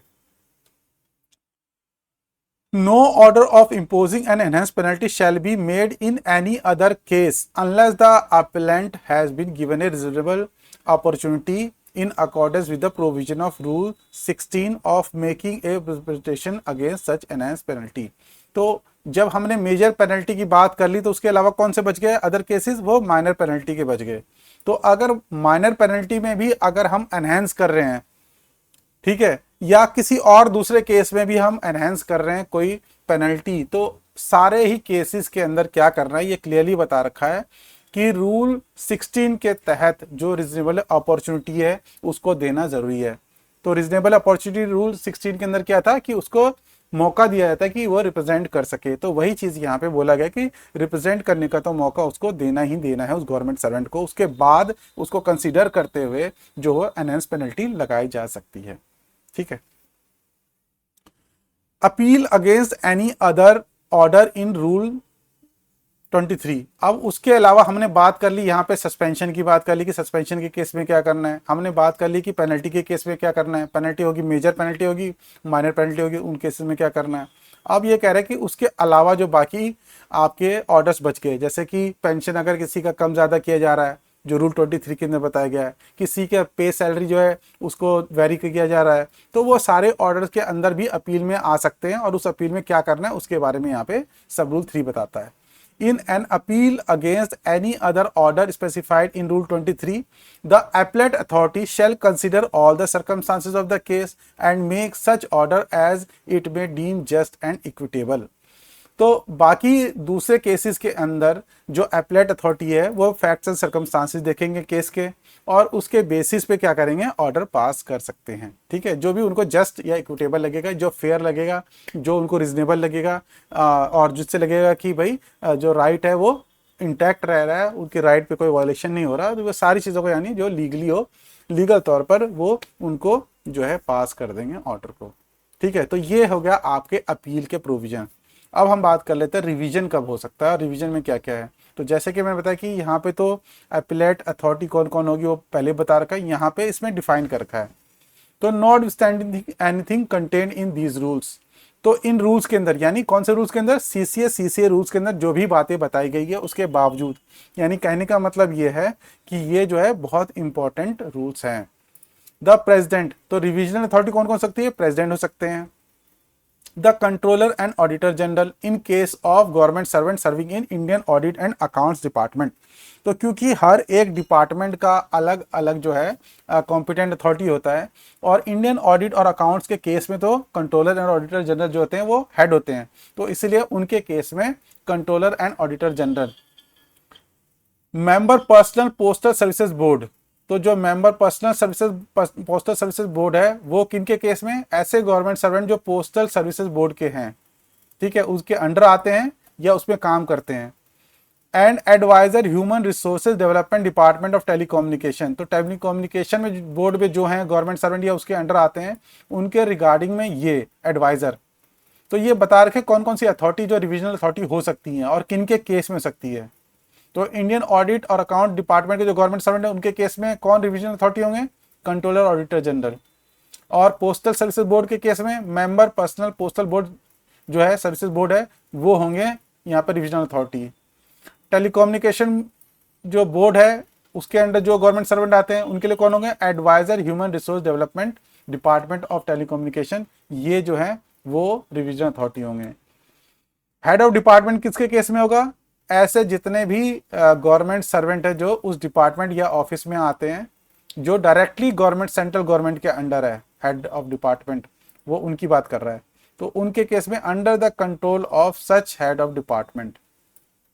ठीक है, और appellate authority within 6 months of the date of order propose to be revised, या अपीलेट अथॉरिटी भी रिविजनल अथॉरिटी होंगे 6 महीने के अंदर। लेकिन इसके एक कंडीशन है, इसको आप रूल अगर 29 का 2 पढ़ेंगे तो वहां पे बोला गया है कि रिवीजन तभी हो सकता है जब या तो ये लिमिटेशन पीरियड जो है वो खत्म हो चुका हो अपील फाइल करने का, या अगर अपील फाइल की गई है तो अपील को क्या है डिस्पोज ऑफ किया गया हो। क्योंकि अपीलेट अथॉरिटी अगर मान लो अपील फाइल की गई तो अपील फाइल की जाएगी तो अपीलेट अथॉरिटी तो अपील ही देख रहा होगा, तो वो रिवीजन कैसे कर पाएगा। तो जब अपीलेट अथॉरिटी के पास अपील आई उसने उसको डिस्पोज कर दिया, ठीक है, तो तब वो उसके बाद वो रिविजनल अथॉरिटी बन सकता है। तो क्योंकि कोई एक ही टाइम के अंदर दोनों काम नहीं कर सकता, यानी एक ही केस के अंदर वो अपीलेट अथॉरिटी भी बन जाए और रिविजनल अथॉरिटी बन जाए, तो वो एक साथ नहीं हो सकता, वो पॉसिबिलिटी नहीं है। तो ये ध्यान में रखना है कि जब ये ऑर्डर, जो अभी रूल पढ़ लेते हैं हम इसके अंदर नीचे भी, कि अपीलेट अथॉरिटी तभी ये काम कर पाएगा 6 महीने के अंदर जब वो ऑलरेडी उसने अपील डिस्पोज ऑफ कर दी है और उसके बाद अप्लीकेशन आती है रिवीजन की। ठीक है, तो प्रेसिडेंट हो गए, कंट्रोलर ऑडिटर जनरल हो गए, मेंबर पर्सनल हो गए, उसके बाद एडवाइजर हो गए, हेड ऑफ डिपार्टमेंट हो गया, या अपीलेट अथॉरिटी हो गया विद इन 6 महीने के अंदर जब की अपील ऑलरेडी डिस्पोज हो चुकी है। ठीक है, और ये 6 महीने कब से काउंट होगा? From the date of order propose to be revise. 6 महीने के अंदर वो भी एक रिविजनल अथॉरिटी हो सकता है। काम क्या होगा अभी ये भी बता दूंगा मैं इसका। एनी अदर अथॉरिटी, या कोई ऐसी अथॉरिटी जो प्रेसिडेंट ने स्पेसिफाई की अपने जनरल या स्पेशल ऑर्डर से, within such time as may be prescribed in such general or special order. और कितने दिन के अंदर रिवीजन कर सकते हैं? Within such time. तो यहाँ पे सच टाइम लिखा हुआ है, तो इसका मतलब जब प्रेसिडेंट अपना ऑर्डर पास करेंगे कि भी ये रिवीजन अथॉरिटी होगी, तो उसके अंदर टाइम भी बताना है कि किस टाइम के अंदर उन्हें उस रिवीजन को कंसिडर करना है। तो ये बहुत ज़रूरी है, क्योंकि यहाँ पे ऑलरेडी रूल में बताया गया कि विद इन सच टाइम, तो यहाँ पे टाइम का होना ज़रूरी है उस ऑर्डर के अंदर, प्रेसिडेंट के ऑर्डर के अंदर, जिसके अंदर ये बताया जाएगा कि ये जो है हमारे रिविजनल अथॉरिटी होंगे। तो जब ये रिविजनल अथॉरिटी बताया जाएगा तो उस ऑर्डर के अंदर ये भी बताना है कि किस टाइम फ्रेम के अंदर उन्हें ये करना है। तो प्रेसिडेंट को वो टाइम फ्रेम भी बताना पड़ेगा। ठीक है, तो ये होगी आपकी रिविजनल अथॉरिटी। तो ये इनकी पावर्स क्या होगी? ये ब्लू जो है ये मैंने अपना आपको इसलिए लिख रखा है ताकि आपको पावर के बारे में बता रहा हूँ, तो इसलिए यहाँ पे हिंट करने के लिए, ये और जो रूल है उसके अंदर नहीं है मेंशन इसका। तो पावर क्या क्या उसके बारे में बता रहे हैं। मे एट एनी टाइम, तो किसी टाइम भी, देखिए अपीलेट अथॉरिटी के लिए, रिवीजन अथॉरिटी बनने के लिए 6 महीने का टाइम है, तो वो 6 महीने के अंदर ही कर पाएगा, लेकिन बाकियों के लिए कोई टाइम लिमिट नहीं दिया हुआ है। तो रिवीजन को डिस्पोज ऑफ करने के लिए डिवीजन में कभी भी की जा सकती है। अपील करने के लिए 45 डेज का टाइम दिया गया है, जैसे कि हमने लिमिटेशन पीरियड में देखा था, लेकिन रिवीजन जो है वो किसी भी टाइम हो सकता है और इसके लिए कोई यहाँ पे लिमिट नहीं लिखा हुआ। लेकिन ऐसा नहीं है कि आप कि कभी जागे और तब ये करने लग जाए। तो इसका क्या है कि कोर्ट ने बोला हुआ है कि यहाँ पे नो डाउट कि कोई टाइम लिमिट नहीं दिया गया है, लेकिन क्योंकि जितने भी अथॉरिटीज़ है वो एक क्वासी जुडिशियल फंक्शन यहाँ पे रोल प्ले कर रहे हैं, तो उन्हें ध्यान में रखना है कि वो टाइम जो है जस्टिफाइड टाइम हो, ऐसा नहीं कि किसी भी टाइम करें। ठीक है, तो रूल कहता है एट एनी टाइम, लेकिन ये टाइम जस्टिफाइड होना चाहिए केस के सर्कमस्टांसेस के बेसिस पर, ईदर ऑन हिज ओन और अदरवाइज। तो ये जो रिवीजन है वो सू मोटो भी हो सकता है या बाय एप्लीकेशन भी हो सकता है। यानी अगर अपील के अंदर कोई गवर्नमेंट सर्वेंट गया और वहाँ पे जो भी उसका ऑर्डर पास हुआ उसके अगेंस्ट फिर रिवीजन कराना चाहता है, तो वो एप्लीकेशन फाइल करके रिवीजन में भी जा सकता है या रिव्यू में जा सकता है, अगर रिव्यू के जो कंडीशन है वो सेटिस्फाई होते हैं। तो सू मोटो क्या है? रिवीजनल अथॉरिटी सू मोटो भी जो है रिकॉर्ड को मंगा सकती है, यानी रिवीजनल अथॉरिटी के पावर है कि वो खुद रिकॉर्ड को मंगा ले। या दूसरा क्या है, जो गवर्नमेंट सर्वेंट है वो अपील में जाने के बाद एप्लीकेशन फाइल करके रिवीजन में भी जा सकता है। तो रिवीजन अथॉरिटी का क्या पावर है? May at any time on its own और अदरवाइज, यानी सू मोटो भी कर सकते हैं, खुद भी कर सकते हैं, या अगर अपील एप्लीकेशन फाइल हुई तो तभी कर सकते हैं। Call for records of any inquiry, वो क्या करेंगे? इंक्वायरी के सारे रिकॉर्ड्स को मंगाएंगे। And revise any order made under these rules, और किसी भी ऑर्डर को रिवाइज कर सकते हैं, ये उनकी पावर है। अंडर दीज रूल्स, या तो इस रूल के तहत, या under the rules repealed by rule 34। जो रूल 34 क्या है उसके अंदर बता रखा है कि जो पुराने आपका रूल्स थे उससे इससे पहले, इस सीसीए रूल 1965 से पहले 1957 जो है रूल था, तो उसके अंदर रूल जो है पावर दे रखी थी कि ऑर्डर पास करने की अपील की। तो बता रहे कि या तो इसमें इस सीसीए रूल के तहत पास की गई हो, और या जो पुराना सीसीए रूल था उसके अंदर पास की गई हो, तो उसके अगेंस्ट भी यहाँ पे रिवीजन हो सकती है। But from which no appeal has been preferred, तो या तो अपील अलाउ की गई हो या अपील हो सकती थी लेकिन अपील नहीं की गई है। After consultation with the commission where such consultation is necessary and may. तो बेसिकली यानी आप यहाँ पे मान के चलिए कि कोई भी अपील का ऑर्डर है उसको रिवाइज किया जा सकता है, इस यहाँ पे पास किया गया है या इस रूल के तहत पास किया गया है, या पुराना अगर रूल था उसके तहत भी पास किया गया, तो वो सारे जो ऑर्डर्स हैं उनको रिवाइज किया जा सकता है। सिर्फ इतना बेसिक ध्यान रखिए। कर क्या कर सकते हैं वो, कंफर्म, जो ऑर्डर था उसको कंफर्म कर सकते हैं, मॉडिफाई कर सकते हैं, सेट असाइड यानी उसको बिल्कुल खारिज भी कर सकते हैं, कंफर्म कर सकते हैं, रिड्यूस कर सकते हैं, एनहांस कर सकते हैं, सेट असाइड द पेनल्टी। तो जो पेनल्टी लगाई गई उसको कंफर्म कर सकते हैं, उस पेनल्टी को कम भी कर सकते हैं, उसको बढ़ा भी सकते हैं, उसको सेट असाइड भी कर सकते हैं, और impose any penalty where no penalty has been impose. तो यहाँ पे देखेंगे अगर इन दोनों के बीच में अगर मुझे कंपैरिजन करूँ मैं, तो यहाँ पे एक चीज़ और लिखा हुआ है कि अगर कहीं किसी केस के अंदर पेनल्टी इम्पोज नहीं की गई थी तो रिविजनल अथॉरिटी जो है वहाँ पे पेनल्टी भी इम्पोज कर सकते हैं। यहाँ पे सिर्फ लिखा था कि कंफर्म, एनहांस, रिड्यूस या सेट असाइड, जबकि यहाँ पे एडिशन ये भी लिखा हुआ है कि जहाँ पे कोई पेनल्टी नहीं लगाई गई थी, अपीलेट अथॉरिटी ने या डिस्प्यूट अथॉरिटी ने कोई पेनल्टी नहीं लगाई थी, और रिविजनल अथॉरिटी ने क्या किया, रिकॉर्ड मंगाया और रिकॉर्ड के बेसिस से लग रहा है कि पेनल्टी यहाँ पे लगानी चाहिए, तो वो पेनल्टी भी लगा सकते हैं। तो बाकी सारी पावर सेम है, कंफर्म करने के लिए, सेट असाइड करने के लिए, पेनल्टी को कम करने के लिए, ज़्यादा करने के लिए और बढ़ाने के लिए, या केस को रेमिट करने के लिए, ये सारी पावर तो सेम है। अगर यहाँ पे देखेंगे तो ये सब कुछ यहाँ पे आपको ये और ये सेम दिख रहा होगा। डिफरेंस क्या है, ये जो येलो में है कि वो जहाँ पे पेनल्टी नहीं लगाई गई वहाँ पे भी लगा सकते हैं, या pass such order other order as it may deem fit, या कोई ऐसा ऑर्डर भी पास कर सकते हैं जो उन्हें जरूरत लगे, उचित लगे। तो यहाँ पे ये एडिशनल पावर रिविजनल अथॉरिटी के पास यहाँ पे बताई गई है। ठीक है, तो ये जो मैंने एक चीज एक्सप्लेन की थी कि कोई भी अपने ही केस के अंदर जो है जज नहीं हो सकता, तो इसलिए जो रिविजनल अथॉरिटी है वो सू मोटो उन्हीं केसेस में कर सकता है जहां पे उसने क्या है, पहले अपीलेट अथॉरिटी ना हो, यानी जहां पे अपीलेट अथॉरिटी उसके सबऑर्डिनेट हैं, तो उसी में ही रिविजनल अथॉरिटी जो है उन केसेस में रिवीजन कर सकते हैं।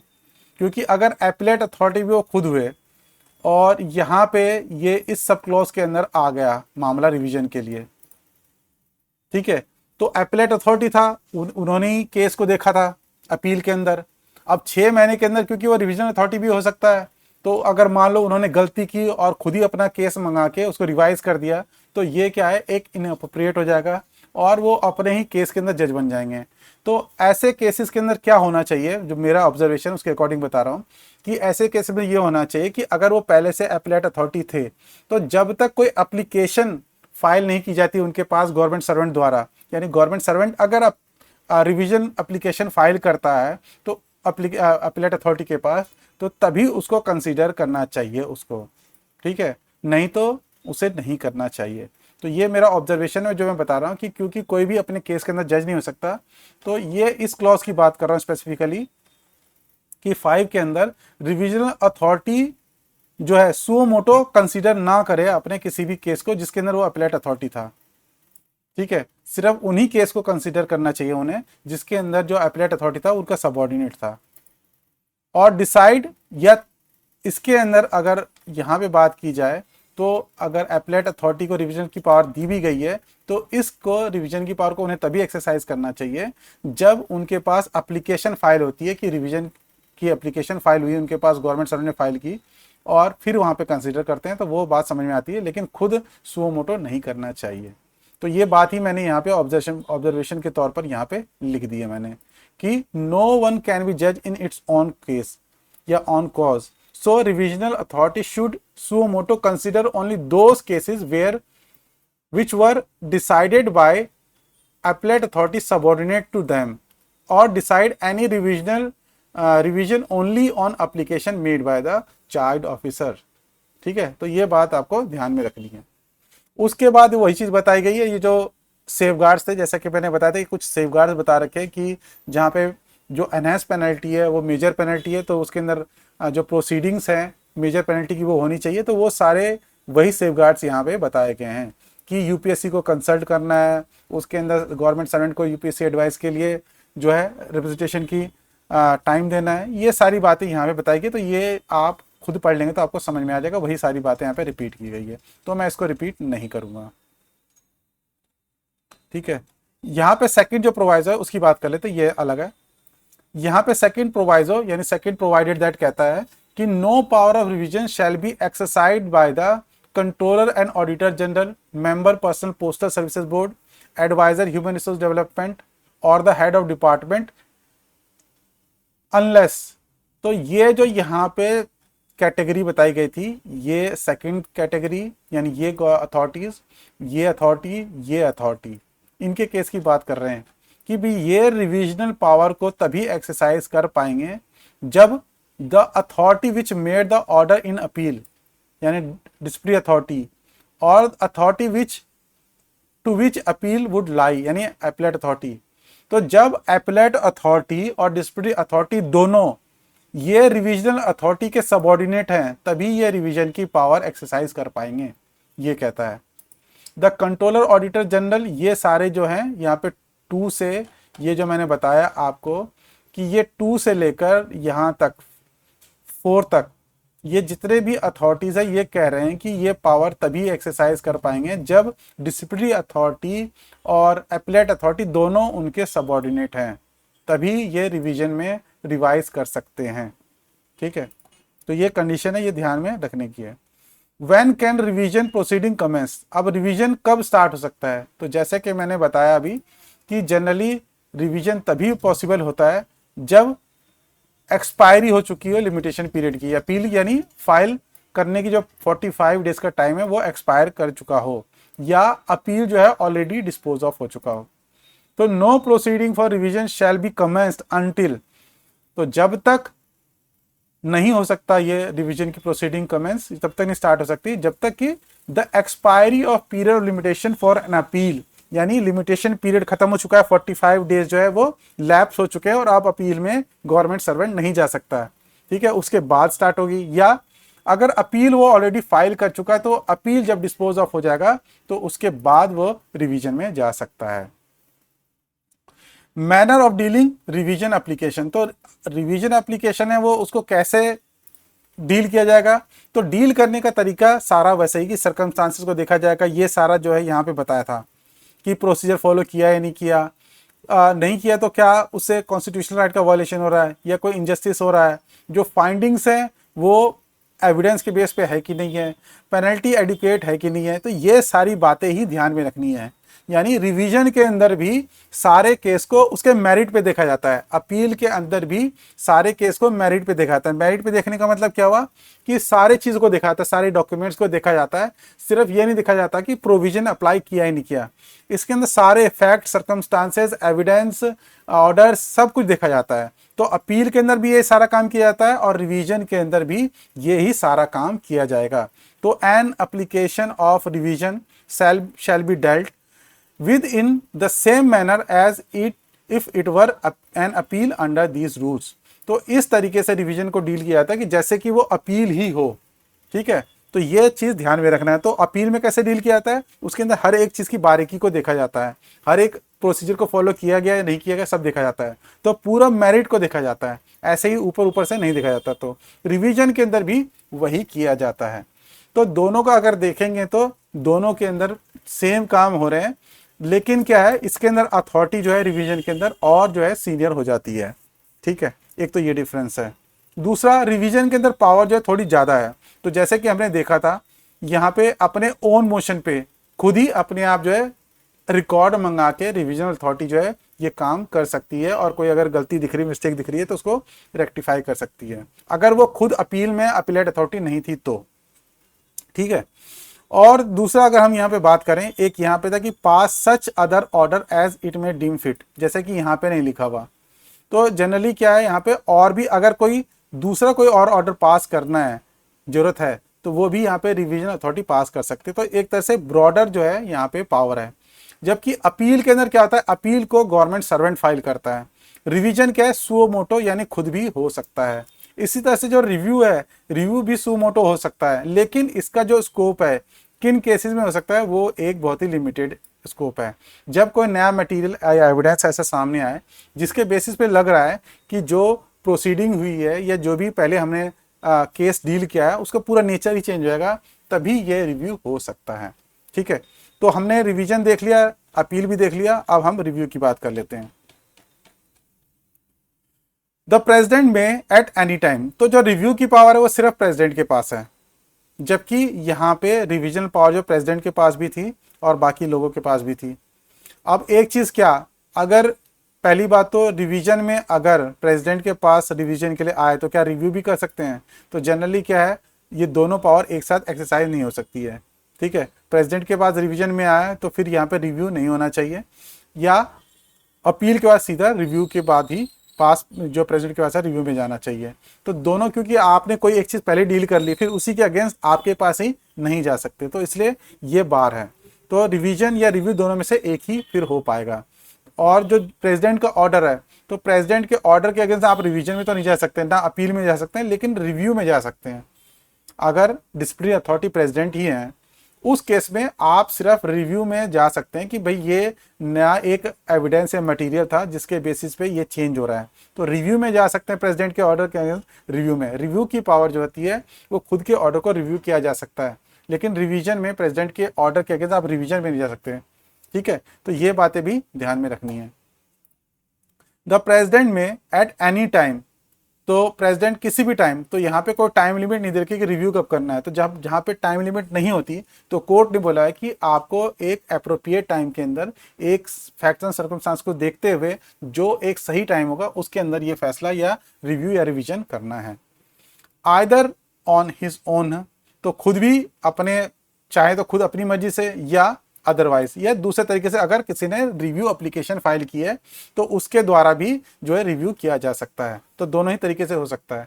Review any order pass under this rules, तो कोई भी ऑर्डर जो इस रूल्स के तहत पास किया गया उसको किसी भी ऑर्डर को रिव्यू किया जा सकता है या एप्लीकेशन फाइल करके करवाया जा सकता है। व्हेन एनी न्यू मटेरियल और एविडेंस, तो यहाँ पे बता रखा है कि भाई लेकिन ऐसा नहीं कि किसी भी केस में करवा सकते हैं आप।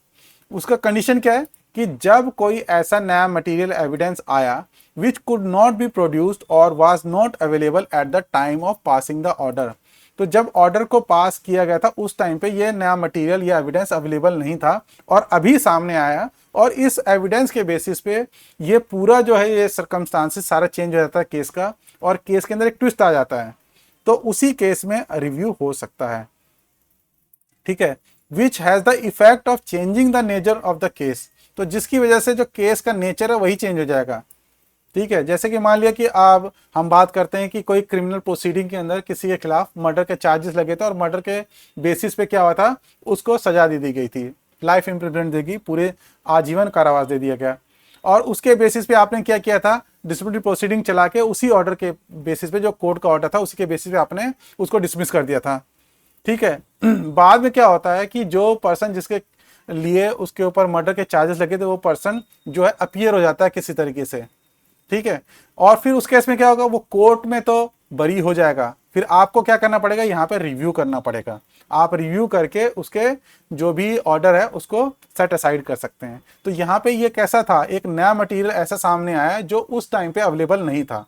तो ये एक एग्जाम्पल के तौर पर मैंने आपको समझाया कि इस तरीके से कोई नया मटेरियल आ सकता है जिसके बेसिस पे जो नेचर है केस का वो पूरी तरह से चेंज हो जाए।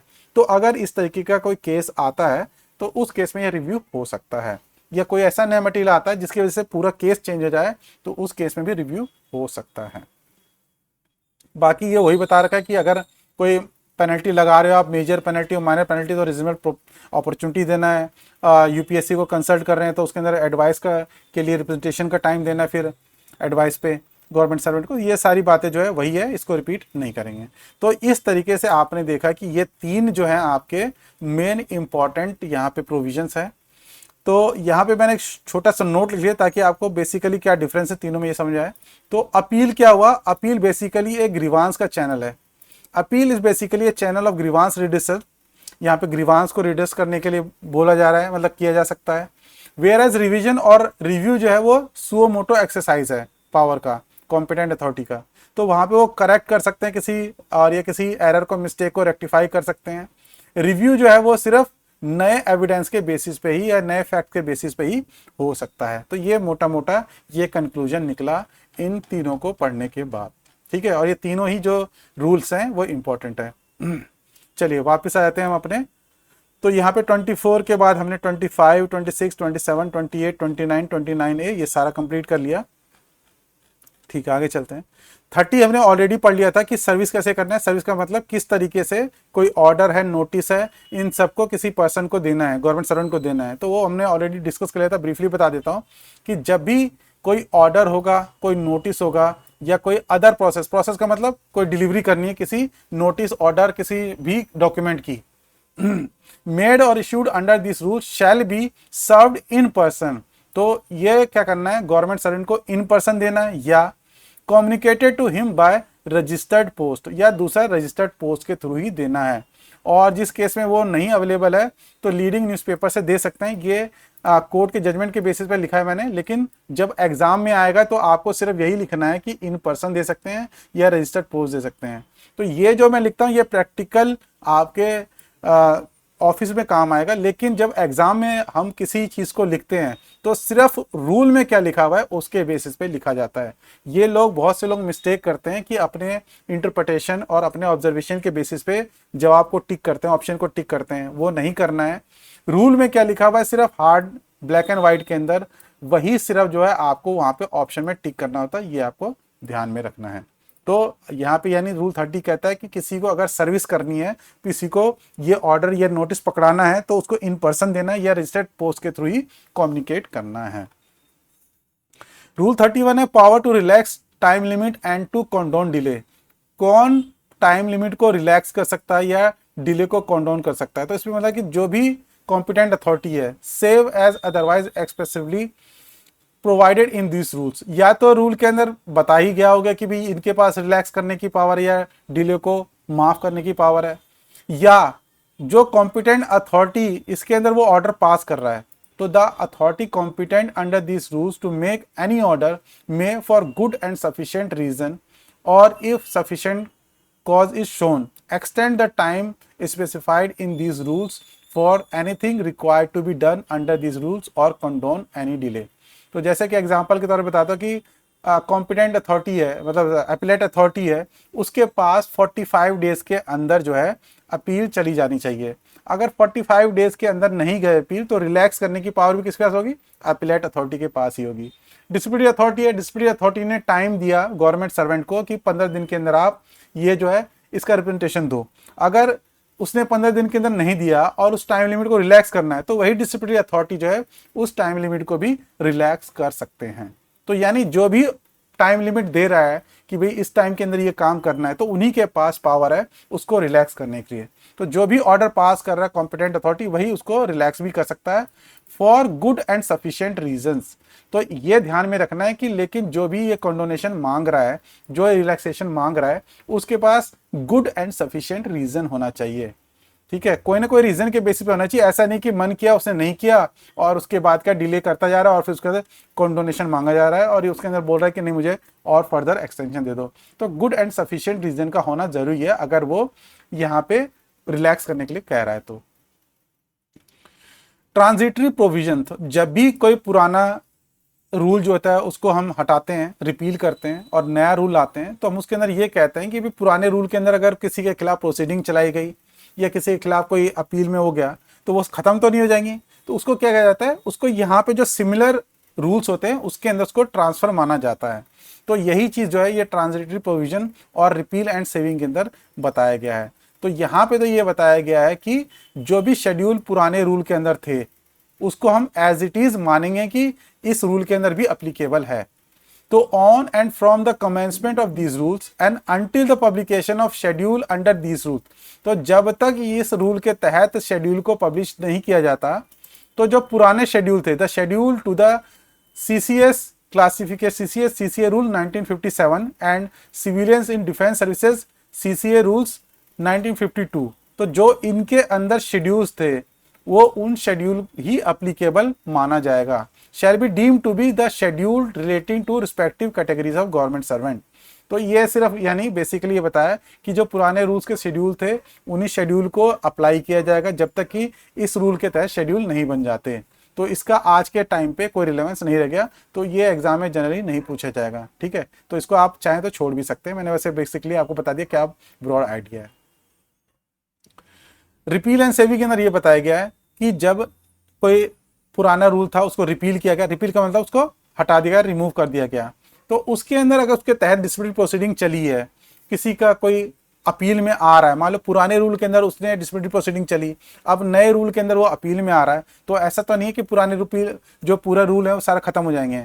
तो उसमें यही बताया गया कि जो पुराने रूल है उसके अंदर अगर कुछ भी इनकंसिस्टेंट है इन रूल से, यानी पुराने रूल के अंदर कोई बात बताई गई है, इस रूल के अंदर भी उस रूल के रिगार्डिंग कुछ बताया गया है, तो अगर दोनों कॉन्ट्राडिक्टरी है, इनकंसिस्टेंट है, तो ये प्रिवेल करेगा, यानी ये अप्लीकेबल होगा। तो यहां पे यही बताया गया है कि as far as they are inconsistent with this rules are hereby repealed. तो उतना जितना जो इन रूल्स के तहत इनकंसिस्टेंट है, कॉन्ट्राडिक्टरी है, उन्हीं को रिपील किया गया है, और बाकी जो इन रूल्स के कॉन्सोनेंस में है, इसके रूल्स के हिसाब से हैं, तो उनको रिपील नहीं किया गया है। Provided that such repeal shall not affect the previous operation of the set rules. और लेकिन इसका मतलब ये नहीं है कि अगर प्रीवियस रूल के अंदर जो कॉन्ट्राडिक्टरी भी हैं उसके तहत अगर कोई डिस्प्यूट प्रोसीडिंग चली तो वो खत्म हो गई। ठीक है, ये ध्यान में रखना है कि वो खत्म नहीं होगी, वो ये मान लिया गया कि इन रूल्स के अंदर वो ट्रांसफर हो गई। और any action taken there under the any proceeding under the said rules pending at the commencement of this rule shall be continued and disposed of. तो वो कंटिन्यू रहेगी, और उसको कैसे कंटिन्यू डिस्पोज ऑफ करेंगे? इन रूल्स के तहत, एज फार एज में be in accordance with the provisions of this rules.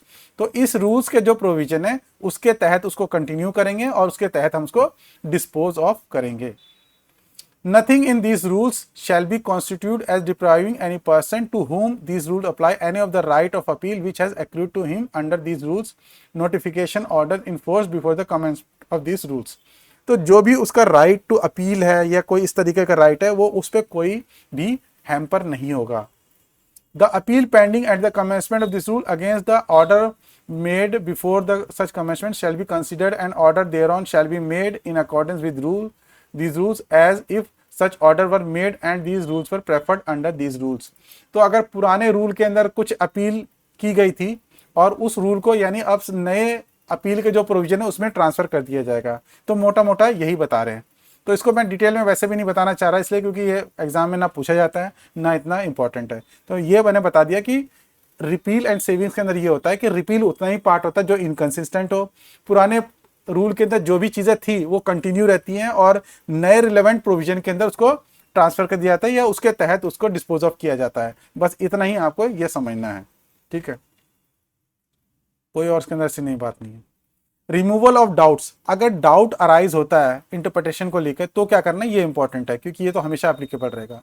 If any doubt arises as to the interpretation of any of the provision of this rules the matter shall be refer to the president. तो matter किसको refer किया जाएगा? President को refer किया जाएगा, और such other authority या किसी दूसरी अथॉरिटी को एज में be specified with the president bye general or special order. तो जनरल या स्पेशल ऑर्डर से अगर प्रेसिडेंट ने बताया गया कि ये अथॉरिटी इसके पास रेफर करना है तो उनको रेफर किया जा सकता है, और प्रेसिडेंट या वो जो दूसरी अथॉरिटी है फिर वो डिसाइड करेंगे कि क्या करना है, उसमें अपना ऑर्डर पास करेंगे। तो ये जनरली क्या है, रिमूवल ऑफ डाउट। यहाँ पे पता है कि नोडल एजेंसी कौन है? डीओपीटी है, नोडल डिपार्टमेंट मिनिस्ट्री डीओपीटी है। तो उनके पास ये जाता है अगर कोई डाउट है, तो वो कॉम्पिटेंट है यहाँ पे डिपार्टमेंट जो इसको रिमूव कर सकते हैं किसी डाउट को। ठीक है, और एक चीज़ जो ऊपर मैं बताना चाहूँगा, ऊपर ये था कि अगर प्रेसिडेंट के पास कोई अपील लाई करती तो प्रेसिडेंट डायरेक्टली नहीं करते, प्रेसिडेंट की सारी पावर जो है वो मिनिस्टर को डेलीगेट की गई है। तो प्रेसिडेंट की भी जितनी भी अपील होती है वो प्रेसिडेंट नहीं, मिनिस्टर उसको डिस्पोज ऑफ करते हैं। बस एक छोटी सी बात ये मुझे और एक्सप्लेन करना था। ठीक है, तो इसके साथ ही जो हमारा ये सीसीए रूल है ये ख़त्म हो जाता है, और मैंने अपनी पूरी कोशिश की, ज़रूरत से जितना भी मैं कर सकता था अपने सामर्थ्य के अकॉर्डिंग या अपने जो भी कॉम्पिटेंस उसके अकॉर्डिंग मैं पूरी कोशिश की कि आपको बहुत डिटेल में एक्सप्लेन करूं। उसके बावजूद भी अगर कोई चीज़ रह गया होगा तो मैं उसके लिए समझ आऊँगा, और आपसे उम्मीद करूँगा कि भी ये आपको जो सीसीए रूल बहुत अच्छी तरह से समझ में आ गया होगा। तो थैंक यू वेरी मच। और अगर आप मेरे इस एफर्ट को लाइक करते हैं, शेयर करते हैं तो मुझे बहुत अच्छा लगेगा। और मेरी इस वीडियो को आगे शेयर भी कर सकते हैं, अगर कोई रिक्वायर लगता है कि कोई स्टूडेंट है जिसके पास जाने से इसको फ़ायदा होगा तो ये मुझे बहुत अच्छा लगेगा। और मेरा एक SLP ग्रुप है, एसकेस लर्निंग प्लेटफॉर्म जो है उसका एक SLP ग्रुप है, उसके अंदर आप ज्वाइन कर सकते हैं। और फर्दर जो है मैं उसमें जो भी ये मटेरियल होता है उसका PDF भी आगे शेयर करता रहूँगा, तो इसलिए आप वहाँ पे ज्वाइन करके ये सब ले सकते हैं। ठीक है, थैंक यू वेरी मच, जय हिंद।